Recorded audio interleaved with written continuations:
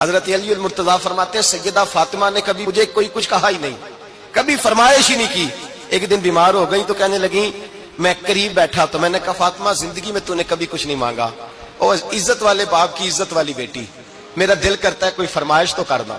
تو حضرت فاطمہ کہنے لگی علی اگر ایک انار مل جائے نا، اگر ایک میرا دل کر رہا ہے اگر ایک انار مل جائے، ایک انار مل جائے تو طبیعت چاہ رہی ہے انار کھانے کو۔ مولا علی شیر خدا فرماتے میں گیا، ایک انار خریدا بازار سے، 1 دینار تھا میری جیب میں، انار خرید کے جب واپس پلٹا نا تو کہتے ایک بوڑھا شخص، ہونٹوں پہ کمزوری، آپ فرماتے ہیں میرے باپ دادا کی عمر کا، لڑکھڑاتے اس کے ہاتھ اور کہنے لگا علی میں بھوکا ہوں کئی دنوں کا۔ حضرت علی فرماتے ہیں میرے پاس وہ 1 ہی دینار تھا جس کا انار آ گیا، کہتے میں نے اسی وقت وہ انار نکالا، اس شخص کے ہاتھ میں رکھا، بوجھل قدموں سے جب میں اندر داخل ہوا نا تو پاک رسول کی پاک بیٹی، عزت والے نبی کی عزت والی بیٹی، صبر والے محبوب کی صبر والی بیٹی، کہتے ہیں جب میں نے اپنا قدم اندر رکھا دروازے کے تو فاطمہ نے میرا اترا ہوا چہرہ دیکھا تو کہنے لگی علی پیسے اللہ کے راستے میں دے آئے ہو،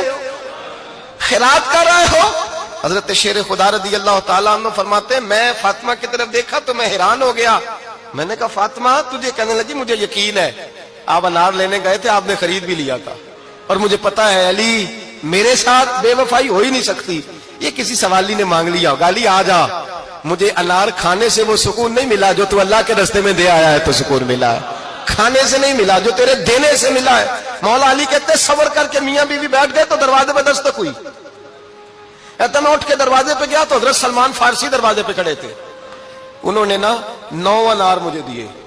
کہنے لگے نبی پاک نے بھیجے ہیں، یہ 9 انار ہے نبی پاک نے بھیجے ہیں۔ تو حضرت علی شیر خدا فرمانے لگے ہمارے نہیں کسی اور کے ہیں، ہمارے نہیں کسی پڑوسی کے ہیں، دائیں بائیں دیکھ لے، کہنے لگے نہیں تمہارے ہی ہیں، فرمانے لگے نہیں میرے ہوتے تو 10 ہوتے،